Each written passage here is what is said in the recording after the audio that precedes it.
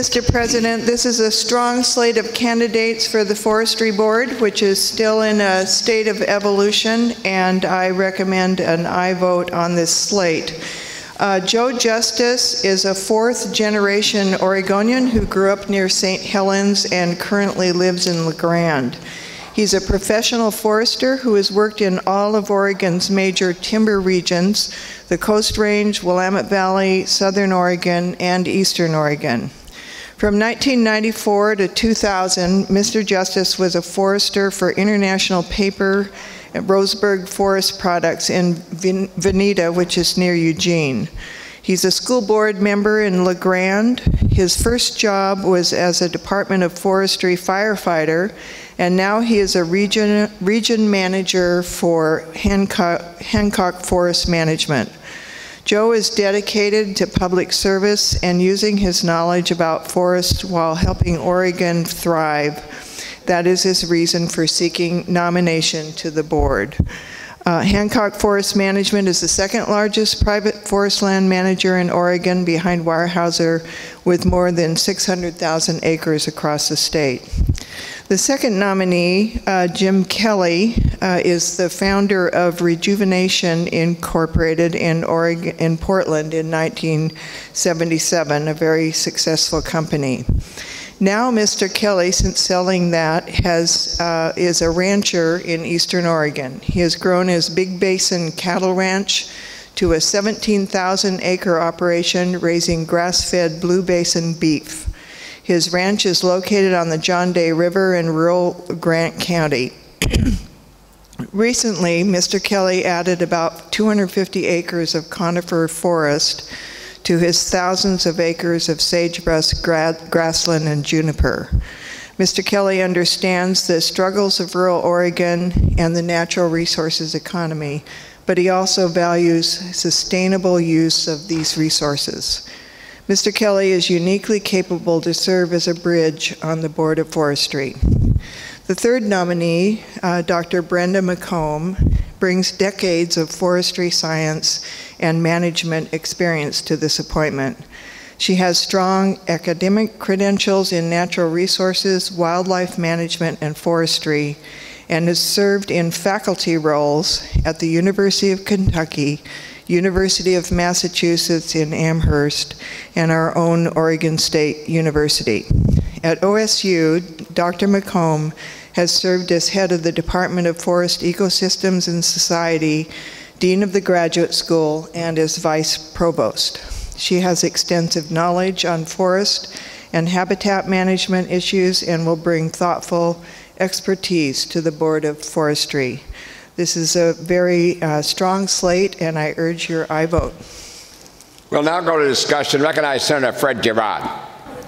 Thank you, Mr. President. I need to declare an actual conflict.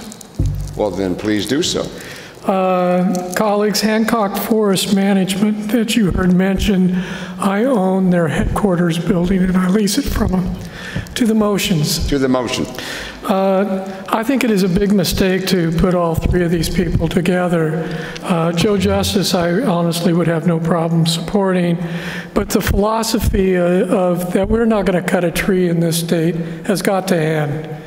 The forests are ablaze and we are the blame. And until that gets rectified, I'll be a no vote. Recognize Senator Herman Baertschiger. Thank you, Mr. President. Mr. President, I'm not going to support this block, and it's not because of the people. Not at all. In fact, I highly respect and I thank them for stepping up and coming and wanting to be on our Board of Forestry. But Oregon's forests are diverse as the people in Oregon, and that needs to be the way our boards are made. And I don't think this is the diversity. I think we're starting to get out of balance on the Board of Forestry. And we need to try to seek that balance. So we all bring different things to these boards, but I don't think this block will bring the diversity to the board that we seek. And because of that reason, not the individuals, but because of that reason, I am going to be a no. Senator Brian Boquist. Thank you, Mr. President. To the motion. To the motion. Colleagues, it's interesting to me because the decision on this block was made on the 14th of September, so the 30 of us don't really matter. I would just remind everybody, when you start brokering your power out, that the legislative branch becomes basically irrelevant. I've been here since 2005. Some of you came in the same class I have, and I will tell you that a decade and a half prior to that, three boards have become the powder keg of discussion. We're on one, Forestry Board. We have Fish and Wildlife Commission. We all know how it goes, right? And then we have DEQ and the environmental. And every time they come up, it always goes back to they wave the ORS around and this agreement was made, and you read the notes and said, you know, well, the way we're at legislation, I mean, we all know we come back and do technical fixes that, you know, this one's supposed to have 3 from the industry, and this is one to have east of the mountain, west of the mountain, and this whole combination of things that are out there. And so we get in this argument phase of what's the balance look like. And the good Senator Jerrod Derek, I can't look where he's at, I don't have my glasses, sorry, whatever district. The issue becomes balance of power that's on that board. The last time around, a young man named Evan Smith, who is probably of all the people I've found that go into the forestry board, he's probably the best forester, but of course he works for an environmental conservation forestry company. Who would have known one existed, okay? But it does, okay? And he didn't even make it to this process here. And so we go back to the point that was raised by the carrier of the motion and has pointed out that, you know, we have 3 candidates whose name were put forward by the governor. I'll just be blunt, truthful, it's on the public record if you want to do the discovery. There were options proposed and argued back and forth about, let's move this person, put that one in, we'll offer this one, we'll do that. But as I said, back on the 14th of September, the deal was cut, and here's what we have right here. I want to thank all the board, these, which I'm assuming are future board members, because it's going to be really, the vote's not going to surprise anybody. Every one of them succumbed to not 1 round of questioning, like 3 rounds of questioning, and then follow-up questionings with virtually every member in this chamber got to read, and they were all pretty game.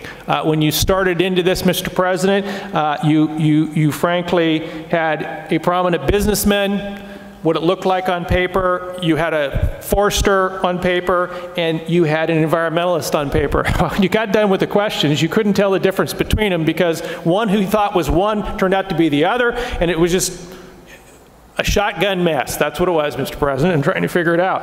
And then we started trying to go down, okay, how do you create this balance, which of course we did not achieve. The reason I'm kind of putting some of this in the record is it's always the unintended consequences that happen. There's the balance issue I want to point out, and then I'll just be blunt on the record because everybody's afraid to say it. There were accusations to pay to play. A board position is being bind. The fact of the matter is, I mean, you could construe a vote on the floor for X, Y, Z. I mean, it wasn't there, okay? There was accusations of conflict of interest. That one is there.